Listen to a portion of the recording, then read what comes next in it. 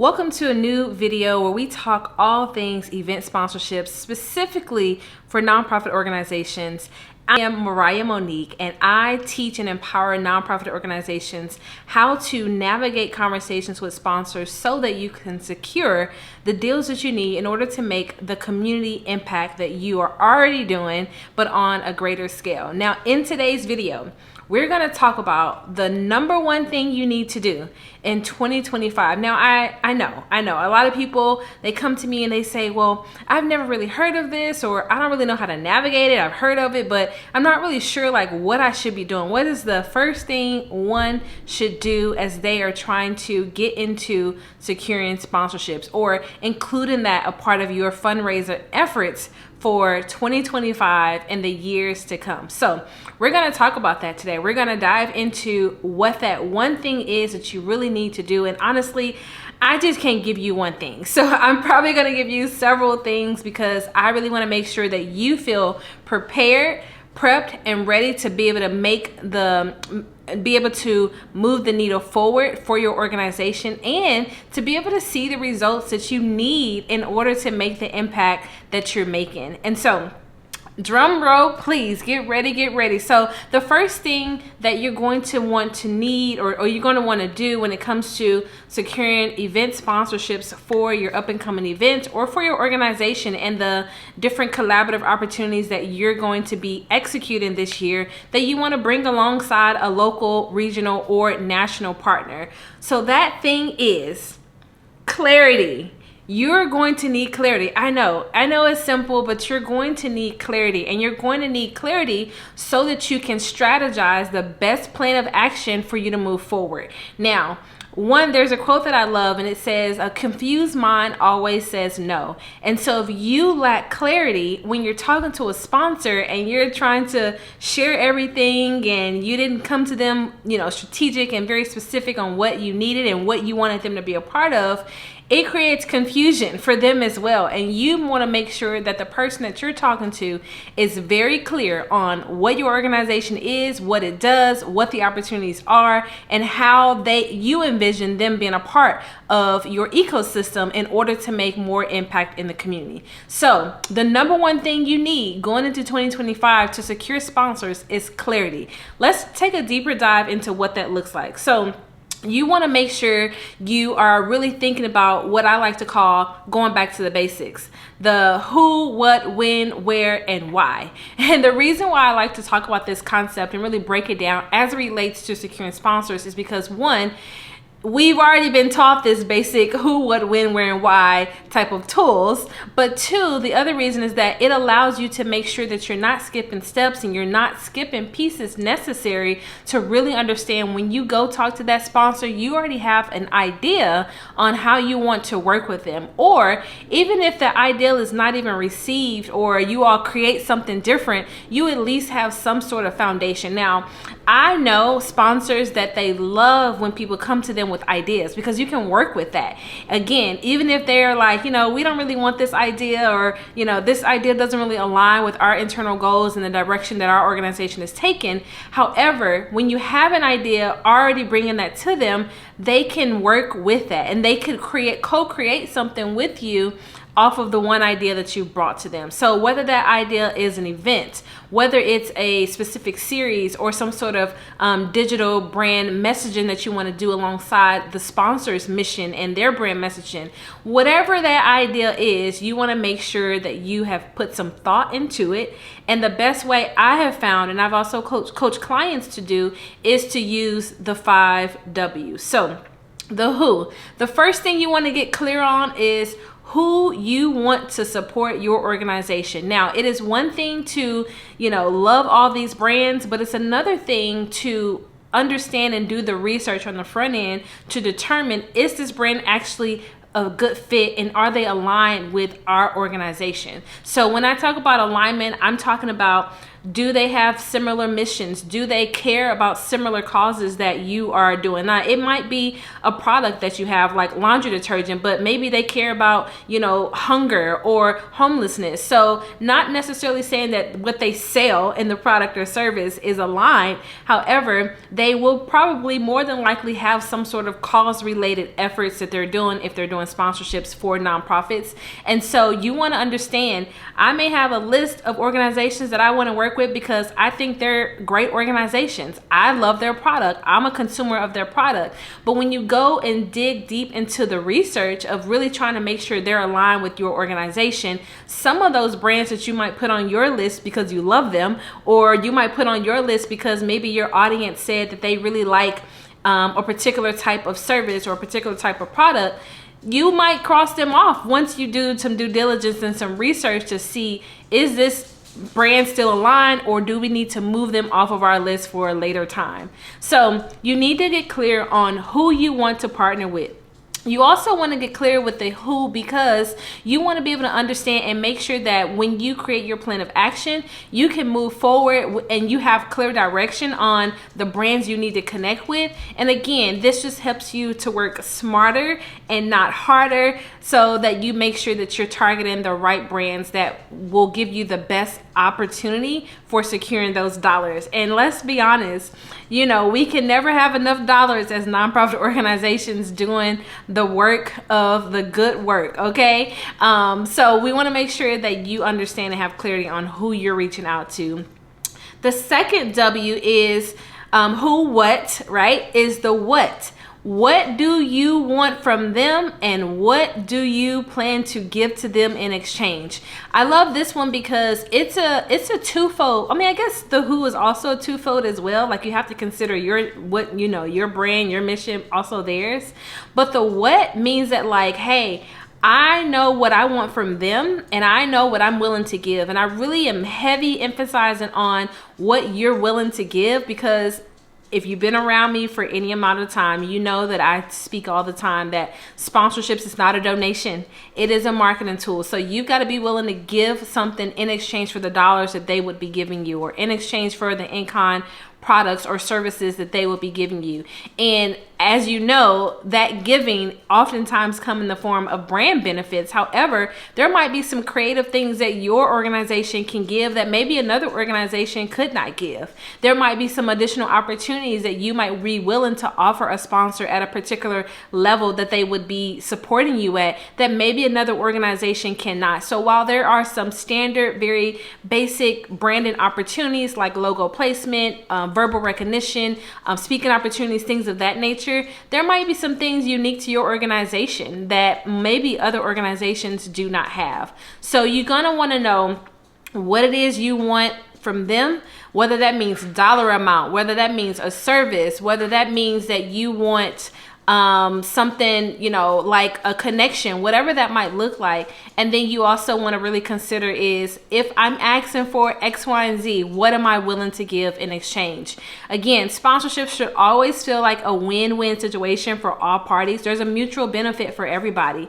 And when it does not feel like that, that's an indicator that you're just in the transactional zone, and you're not truly building a relationship that feels mutual on both sides. So I want to make sure that you understand the power of having this mutual exchange and these mutual benefits, because that's what's going to create sponsor loyalty for you and create that recurrent sponsorship funding for your organization. And I want to make sure that you don't miss out on that, because you like the understanding that this is somewhat of an exchange, even though it may not be even, but this is somewhat of an exchange for the money that they would be pouring into your organization.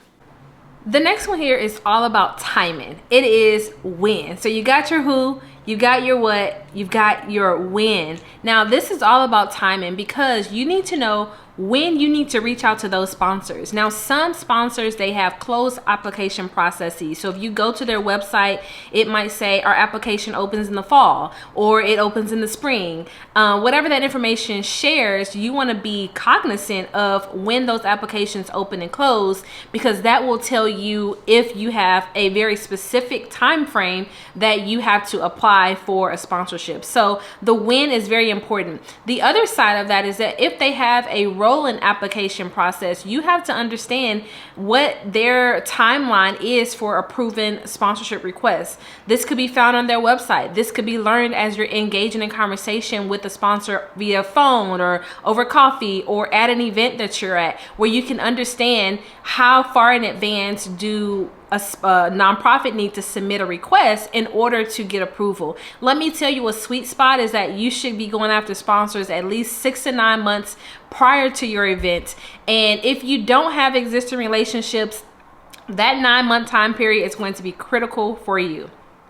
And one thing I'll note about that time frame is that it's never too early to go after a sponsor. So if you don't have relationships, or if you do have a relationship, it's okay to go after a sponsor or to engage in conversation with them 12 months in advance. I know some organizations, particularly those that do like larger scale events, like maybe it's like a really large annual run walk or a really large festival. When that event is over, they already have a date for next year and they're already starting to secure sponsors for the next year. So you can do it as soon as you need to, but what I will say is that you kind of get in the danger zone if you're waiting 3 months out or 60 days out. It puts pressure on you that I don't want for you. I know you're wearing multiple hats already as a nonprofit leader, and so to prevent from that, to prevent from burnout, frustration, and stress, I want you to make sure that you are seeking sponsors with a good amount of time, so that one, you can secure dollars on the front end, right, which would reduce your upfront costs. Two, I want to make sure that you're going after sponsors early on, because again, you don't want to be stressed, going into an event wondering if you're going to be able to secure the last minute sponsors. Are they going to, sign on? Like, you don't want to have to experience that. Trust me, it is hard. And I've experienced where folks were so dependent on one sponsor or hoping that the check would come and then it didn't, and then they had to cancel their event. So you never want to be sponsor dependent. However, you want to give yourself enough time to where you can secure those dollars on the front end as soon as you can, so that going into the event, you're not focused on securing sponsors.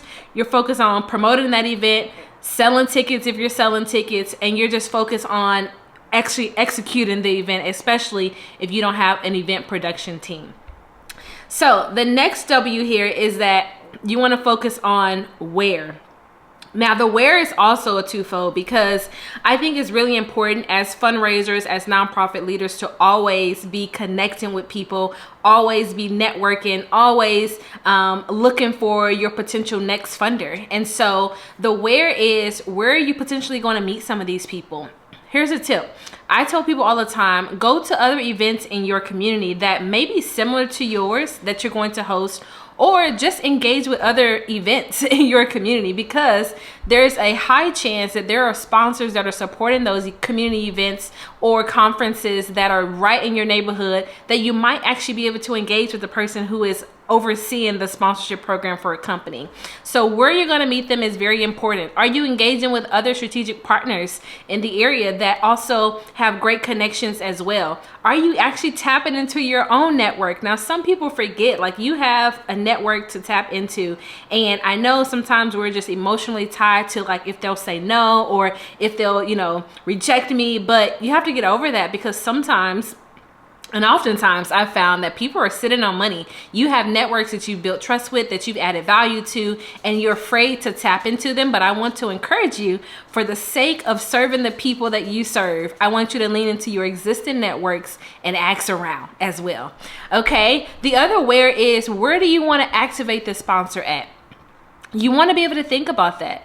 They might not be an appropriate sponsor for your gala, but maybe they're an appropriate sponsor for your community fair, or vice versa, or for your workshop or financial literacy workshop. Might be great for someone like a bank, but maybe not some other type of company that maybe doesn't make sense. So you want to think about where you want to activate them. And this, in order to think about this, I want you to make a list of all the events that you're going to host throughout the year. Whether they're a signature event, whether it's like a workshop series, list them. And then there might be some overlaps as you list the sponsors that you want or believe should be at those events. Now, whether they do or not, that is out of your control. So we're focused on what you can control, which is the effort and the output of outreach. So you make a list of all your signature events or all of your events, and then make a list of the brands that you want to be at that particular event. Now, you may find that some brands also overlap in other events that you're hosting, but you may find that some may not. So the purpose of doing this activity is for you to have it all on paper, or on your Google Doc, whatever that might look like, and making sure that you can list the brands that you want to go after. This is also a really great strategic way to know that, I'm going to specifically ask this brand to be a part of this because I think it aligns better with the audience that we have, with what their mission is, and so on and so forth. So the where, again, is twofold. Where do you want to meet them? Where do you need to meet them? Where do you need to be, right? And then where do you want to activate this particular sponsor within your event landscape, so that they get the maximum benefit of exposure, but then you also get the benefit of having them on board as a potential partner. And then lastly, so we went through the who, the what, the when, the where, and then the fifth W is why. And this is probably the biggest one that you really need to put some thought to. And I always tell people, don't do this alone. Tap into your board. Tap into your staff members, leverage the brains of those that are around you. But you want to answer this question of, why do you want this brand to be a part of what you're doing? The reason, again, why you want to have this is because it creates clarity. That's the number one thing you need to do this year, is to gain clarity in all these areas. And it creates clarity so that you can have clear direction on where you're going to be moving towards as you go after sponsors for this year and the years to come. You want to know why, because this also creates an opportunity or like a selling point. So when you get on that call, you already know, hey, X, Y, and Z, reason why we wanted to reach out to you was because X, Y, and Z, right? Whatever you thought of as you really sat and reflected on why you wanted to partner with said partner. And so I really want you to think about why you want to partner with them. And let me tell you, please do not say, or don't get stuck on, I want to partner with you because it's a good cause. You need more than that. Let me say it for the person in the back. You need more than that. Okay, you need more than that. So I think it's great to be able to add that as an addition. Like, it's a great cause for the community, or it's a great cause for making sure, underserved youth have scholarships to go to college to further their education. I think that's great. So I'm not saying don't do it, but have more than that. More than that as it relates to them as well, and tie it into their goals as well. So those are the 5 P's. If you learned something today, I want you to drop in the chat how this has resonated with you. I want you to drop in the chat to let me know who it is you're going to be seeking a sponsor from and why. Tell me who and tell me why. And I want you to go home and do this exercise by yourself, with your staff, with your board members, and really start to see the ball moving forward. Now, you don't have to stop your learning here. As always, if you want more, if you want to take a deeper dive into how to really secure those sponsorship deals this year and the years to come, I want you to join the Nonprofit Event Sponsorship Accelerator. This is a hybrid course where you get modules, you get a private community, you get live Q&A questions, and it's really more than just a course. It's an opportunity for you to learn from your peers. It's an opportunity for you to really move the needle on the fundraising goals that you have, especially as it relates commits to diversifying the income that's coming to your organization and leveraging sponsorships and partnerships to do just that. It is unrestricted funding for you to be able to make more impact in your community. So I want you to join us in the Nonprofit Event Sponsorship Accelerator. The doors are open.